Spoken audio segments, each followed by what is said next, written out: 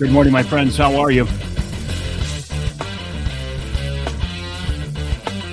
Welcome to another edition of Behind the Mic. My name is Mike Avery, here in the Outdoor Magazine radio studio. Here to record this week's Outdoor Magazine radio show. Good morning, Cliff. Always a pleasure. How are you? Cliff checking in from Chicago today. Mad Jack, how are you, buddy? Nice to have you with us as well. I'm still finishing up my Michigan brand. I brought a couple treats into the studio this morning.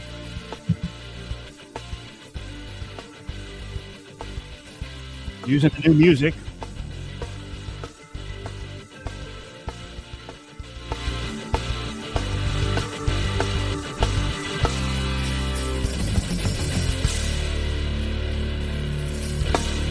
All right. Joe, good morning. How are you? Nice to have you along with us. Tim, where you go? Tim, there's wasn't that cool video? I love it when you folks, it's not supposed to be on loop. We'll get rid of it. We'll slowly get rid of it. There, turn off the loop. A lot of things to keep track of. David, good morning. Hey, Craig, I see you're going to go get your boat washed. You're going to get a boat shower. You running up to Bay Harbor? Where we are, that works out very well. Always feels good to get those tubes on the Angler Quest. A midsummer shower, because as you know, Craig, where we are there, the boats end up getting a lot of crud on them. A lot of crud. Brian checking in from Chapleau, Ontario. I'll be up in Ontario here in just about a month. Actually, a little less than a month now. Yeah.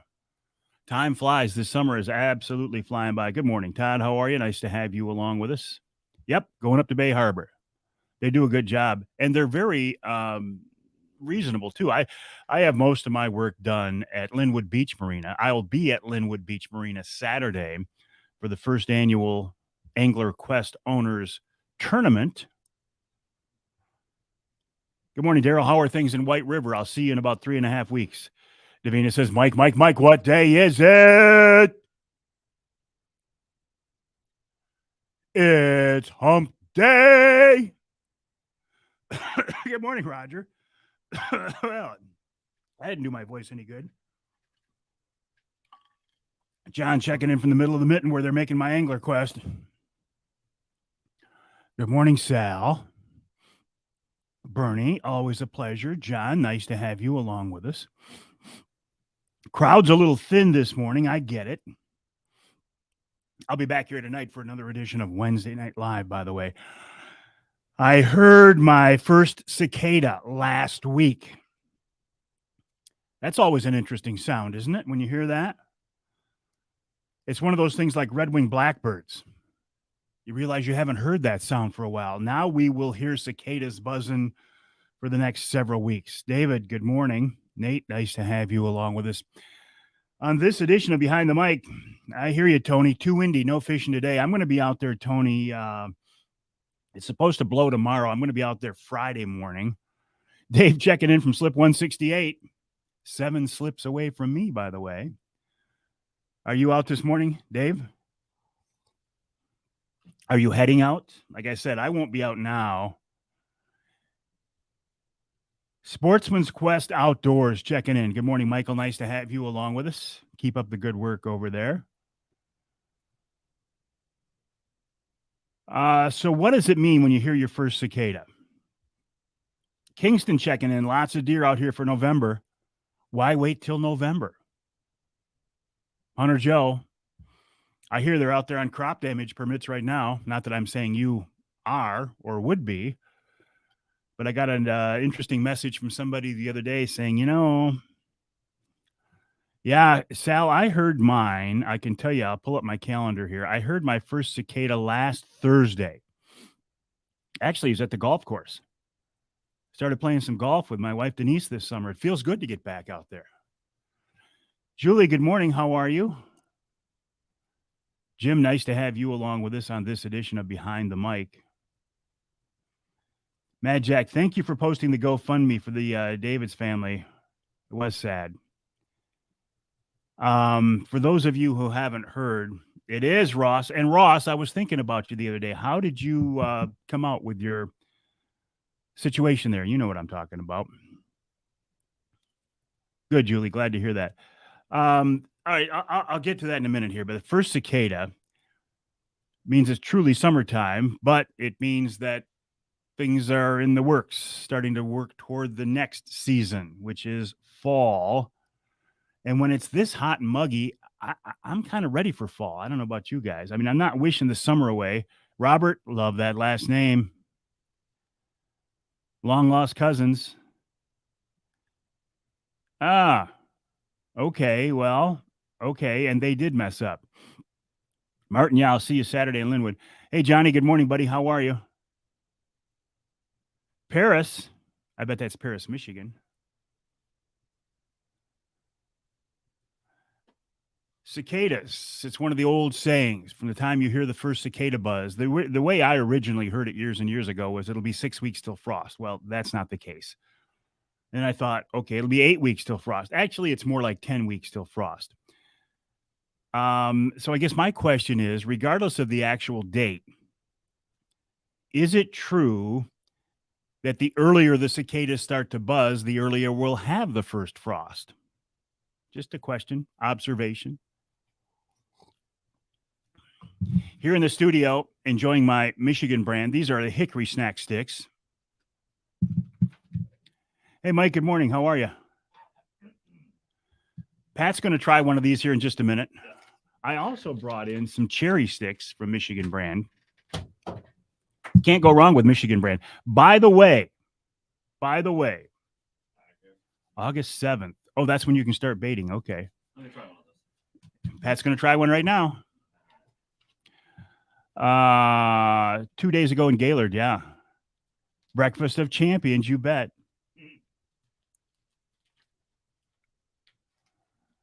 If you want to, I can't say this officially on the air, but I can say it unofficially here online.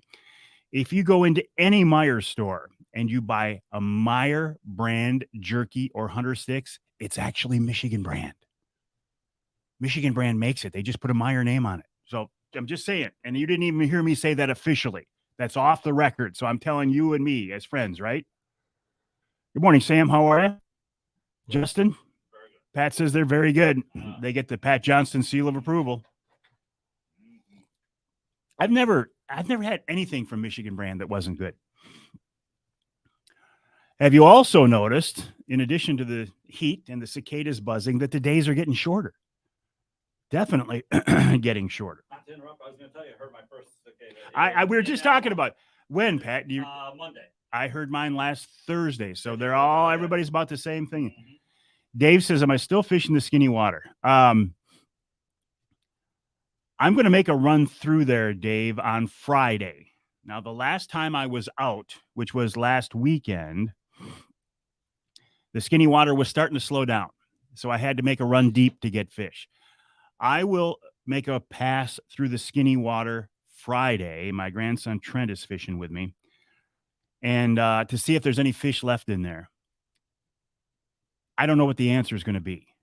You can always pick up fish in there, but is it worth your time? I know I can go northeast of that skinny water about 3 miles, maybe 4. And there's a bunch of fish out there, Dave, but that's a longer run, obviously. And when I was out there last time, they were right on the bottom. So that's where I was fishing. In fact, I'll tell you, yeah, the water temp is coming up, Tim. I will tell you, fishing those deep fish, then we had a pretty good day out there. We got into a pretty good bite. I was using number 30 jets with spoons, and I was running them 80 to 95 back. That's a technique that Brad Dupuis, Mr. Angler Quest, taught me. He calls it dredging the bottom. So on one side of the boat, I was running 30 jets with spoons, 80 to 95 back. And on the other side of the boat, I was running the 50 plus 2 method, which is you let out 50 feet of line, put on a 2-ounce snap weight, and then let out some more line. And that was, we were running those 80, 75 to 90 back, if I remember right.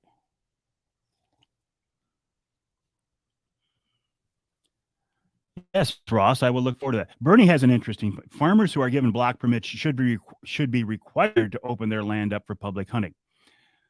And that's an interesting discussion, an interesting question, Bernie. I think those farmers would probably say no, but I understand why you're saying that. So the fishing is still good. I expect the skinny water is going to start to die here. I'm fishing Friday. I'm fishing Saturday in the Angler Quest tournament. I have a trip or two scheduled for next week, and then things are going to start to get interesting because then I'm only a couple of weeks away from my White River hunt. So I'm going to start working that direction. Okay, I want to go back to this accident on the bay. Terrible accident. I actually got a text Saturday afternoon, SOS, SOS, SOS, all caps, exclamation points. Man overboard, child at the wheel, they need help. And I got that text from a guy who knew where I usually fish, and he knew that's where the problem was up in that water. I was on the west side of the state in Grand Rapids watching my granddaughter's softball tournament. So that was a sickening feeling knowing that I was not around and was not able to help. You've heard this story now, but I'll tell you what it is because I heard it directly from one of the people involved. A granddad, a dad, a 4-year-old, and a 9-year-old are out fishing Saginaw Bay. It's a nice day. The wind switched from the north suddenly, as it often does on Saginaw Bay, started to get rough, and the two adults said, you know what? It's time to go in. They're pulling their boards in, and this big boat, a big white boat, that's the only description we have, a big white boat comes in out of nowhere. They think the white boat is going to hit them. At the last minute, the boat swerves off, misses them about 30 yards off their stern, but throws a heck of a wake. The wake knocks the 4-year-old into the water. Dad, on instinct, as people do, as dads do, sees his son in the water. Now, his son's got a life jacket on, thank God. But dad, being a dad, sees his 4-year-old in the water and he jumps in after him. I'm not making any judgments on this at all. I can't imagine being in that situation. So he jumps in to grab the 4-year-old. The wind is blowing now from the north. So combined with the wake from the big white boat, and authorities don't know who owns the big white boat, but the owner of the big white boat knows who they are. The owner of that boat ended up costing Grandpa his life because they were an idiot. So even though you probably won't get caught by the authorities, you have to live with the fact now that you caused a fatal accident because you were an idiot on the water. Live with that. So dad's in the water with the 4-year-old. The wind and the wake are pushing the boat away from dad and the 4-year-old. The 4-year-old crawls up on dad's shoulders because he's scared. He's panicking. Dad is trying to get them both back to the boat. The 4-year-old's crawling up on dad's shoulders, pushing him down. They're in trouble. They're not going to reach the boat. Grandpa looks at this situation, sees his son in the water, sees his grandson in the water, and they're in trouble.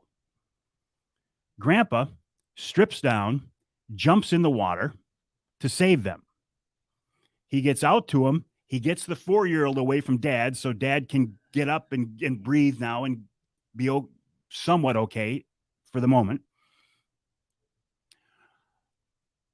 The 9-year-old is now left in the boat alone. The 9-year-old, somebody had taught that kid very well because the 9-year-old is in the boat by himself. He calls 911. He gives the authorities his location by looking at the lat long numbers on the graph. That's the way I understand it. So the cavalry's coming. But you got Grandpa in the water, you got Dad in the water, and you got the 4-year-old in the water.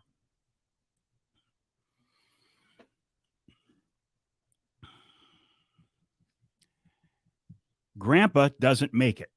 He's holding on to the 4-year-old's hands, but he doesn't make it. Dad gets rescued by a nearby boater.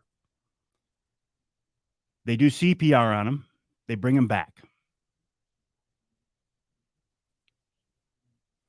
All because some idiot, dumbass boater wasn't paying attention to what they were doing, almost hit the boat, threw a wake at him that knocked the little kid out, and that started the whole calamity, the whole tragedy.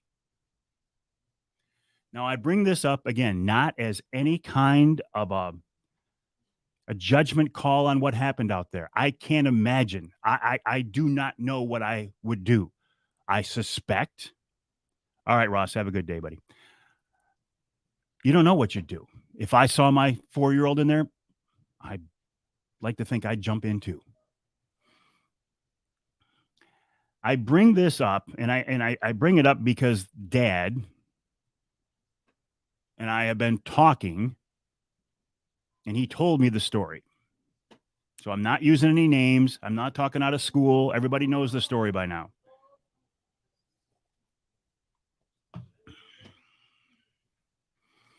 I bring it up as an example, like I've said so many times on the air. The water, especially big water, is such a great place. It's such a fun place. But when things go south on the water, they can go south, and they do often go south in a hurry.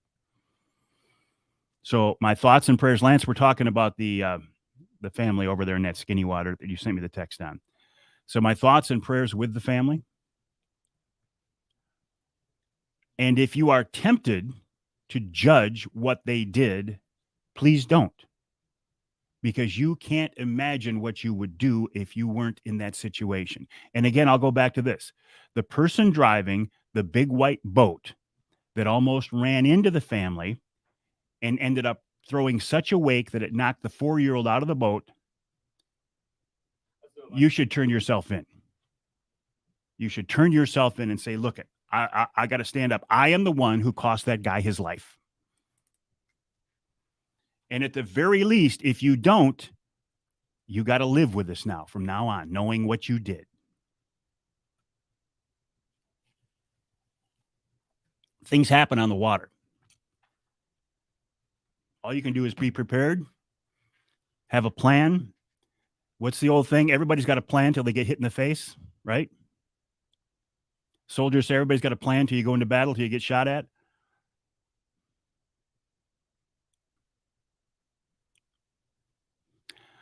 I don't wear mine, Tim. Lance Valentine wears one all the time. Oh, you did get it, Brent. Good deal. I've thought about it.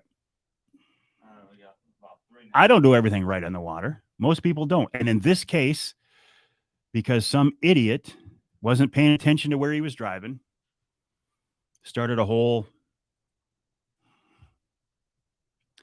I got to believe, Craig, I got to believe the white boat knows. The big white boat knows that they almost hit this fishing boat and threw a wake so big that it knocked the kid in the water. And if they don't know, they shouldn't. I see this all the time. I fish during the week, mostly whenever I can, because there are fewer idiots on the water during the week. You get out there, Brent says he knows. You get out there on the weekend, and it's like, and I get it. Not everybody is an experienced boater, and the only way you can learn is by being on the water.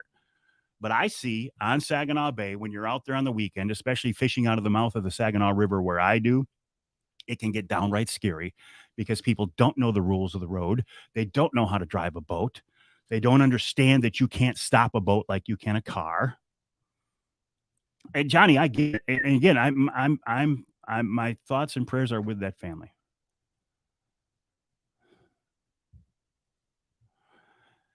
So anyway, I bring that up just as a reminder that you gotta be careful on the water, and you can make all the plans, and when things go south, they go south like right now.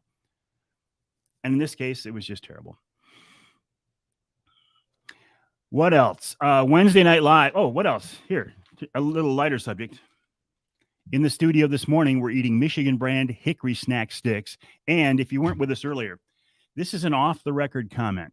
I'm not telling you this officially, and I can't officially say it on the radio, but I can say it online. If you go into any Meijer store and you pick up a bag of Meijer Hunter Sticks or Meijer Jerky, it's actually Michigan brand. Michigan brand makes all the Meijer stuff. But I didn't say that. I didn't say that.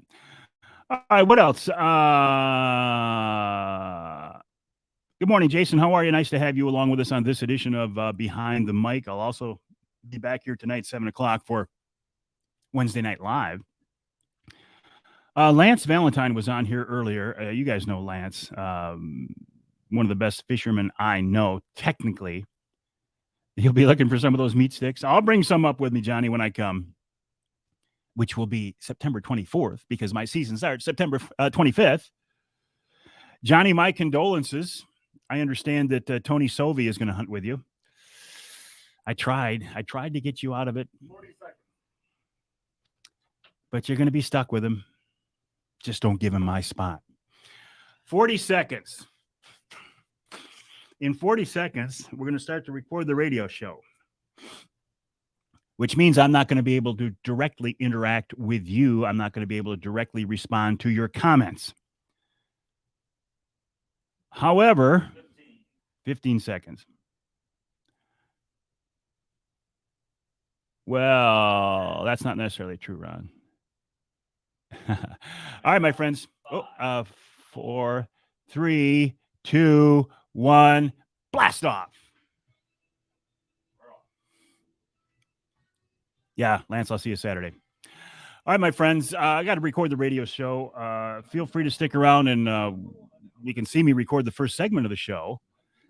I will talk about, put him 20 miles from me, at least 20, Johnny, at least 20.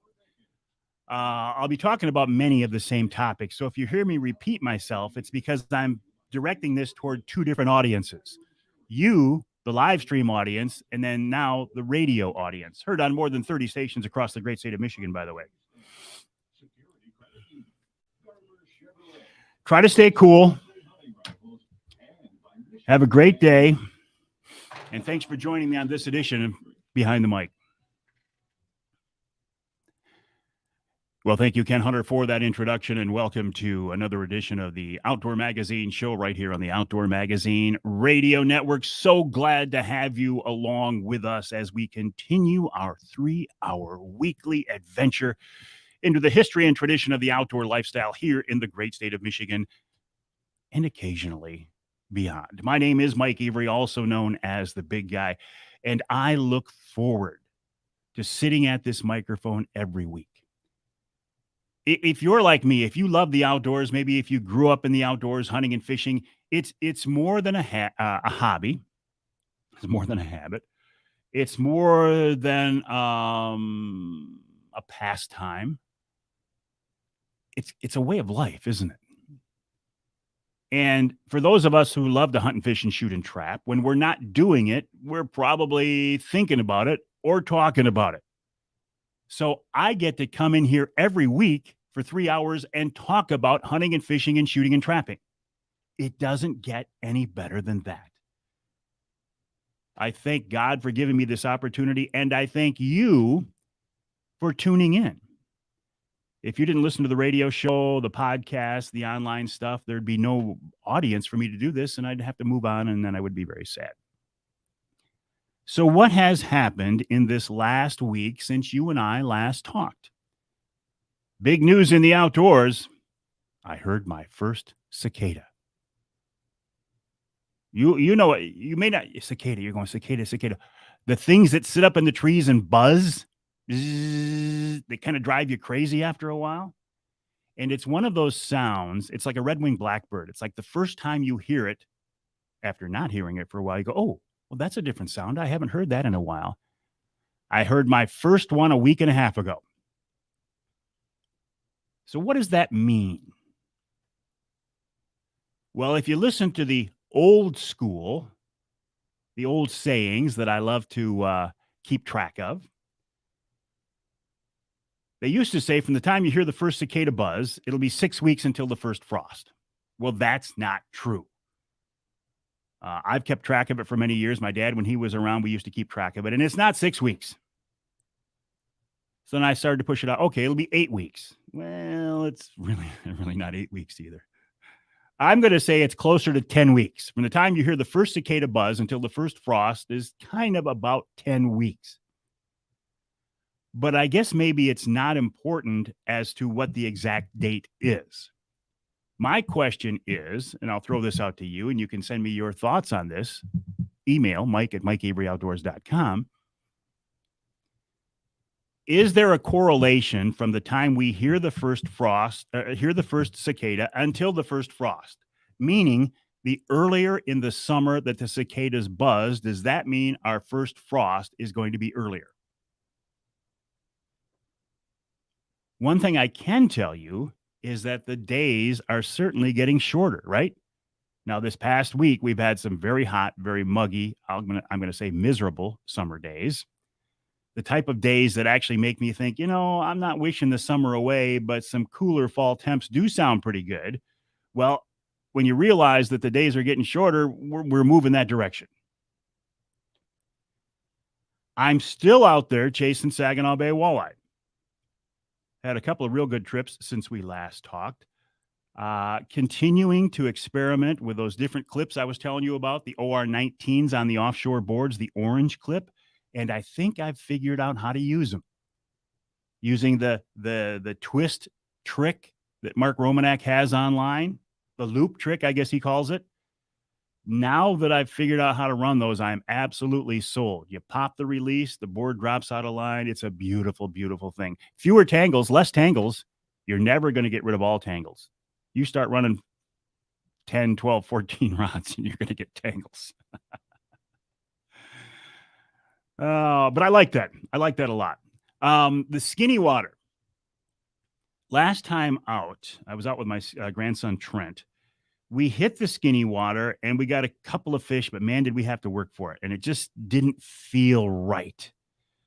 So I said, well, Trent, let's make a run. And I was glad to make the run because I had just had the day before, I had the tubes, the Tri-Tune.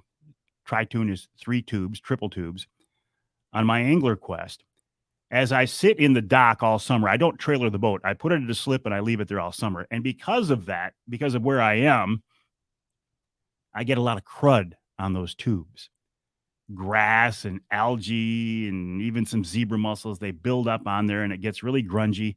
And not only is it ugly to look at, it really slows down my top end speed. Now, I don't run that Angler Quest wide open, but I have to run it at a higher RPM to get, say, 20 miles an hour to get out to where I'm going. And with gas at $6 a gallon at the marina, I don't want to burn any more fuel than I have to. So I had the tubes all cleaned off, nice and shiny, and they look great. And it's like, midsummer shower for the Angler Quest. Feels great.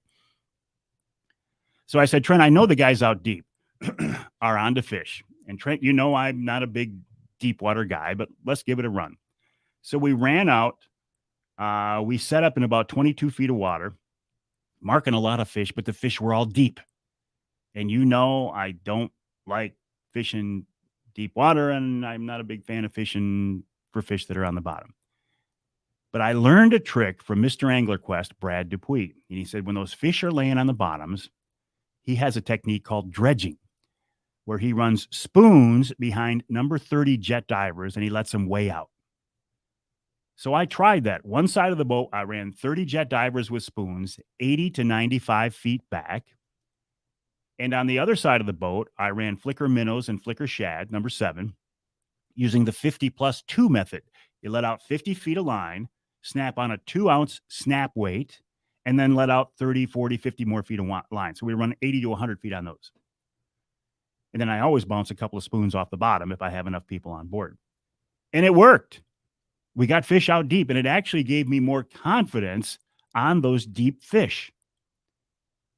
And that's good because my skinny water fish, as the water temperature continues to go up with these hot summertime days now, it's going to get harder and harder in there to catch fish. And so I'm going to have to go deep.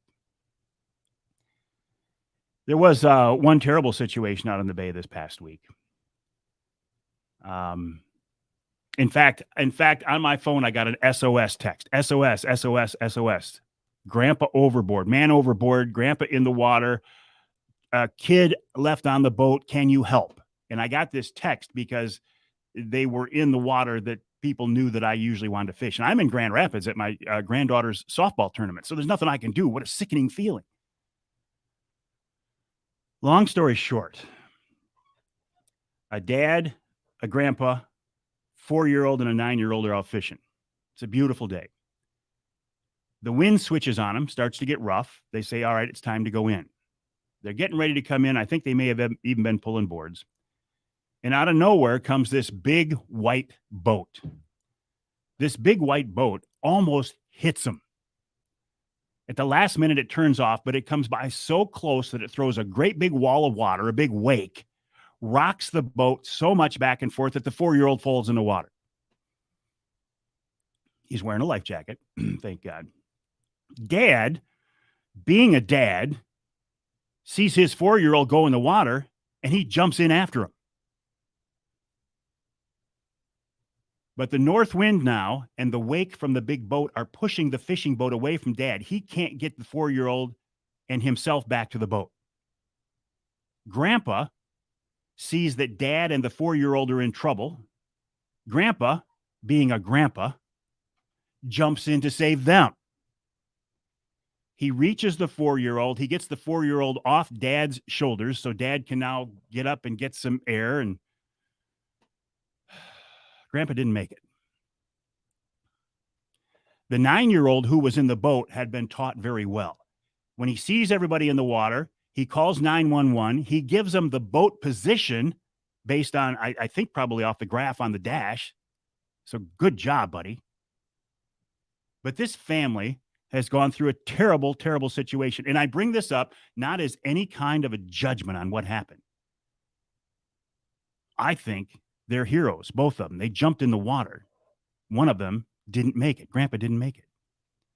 He honestly gave his life to save his son and grandson. Is there any more honorable thing to do? But I bring it up as an example of what I've talked about so many times. On the water, especially the big water, when things go south, they go south in a hurry. Now, the big white boat that threw the wake that knocked the 4-year-old out of the water, authorities don't know who that was. But the person who did it knows who they are. I think you should turn yourself in. You know what you did. You know what you caused. And if not, you got to live with that the rest of your life. So my thoughts and prayers go out to the family. What a terrible thing to have to go through. Just something to keep in mind. The water, the fishing, it's all just wonderful. It's beautiful. But again, when things go south, they go south in a hurry. Great day on the water, beautiful day on the water can turn to tragedy. And we hear these stories all too often. We'll take a break here in the Outdoor Magazine Show. When we come back, we're going to start to get ready for bow season with Scott Hamlin of Boning Archery. Then Tom Campbell of Woods and Water News wraps up this first hour this week right here on Outdoor Magazine.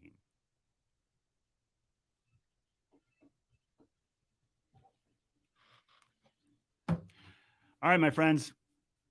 Thanks for joining me on this edition of Behind the Mic. I will be back here tonight at 7 o'clock for another edition of Wednesday Night Live. In the meantime, try to stay cool and have a great day. My website, by the way, MikeAveryOutdoors.com. My email address, Mike@MikeAveryOutdoors.com.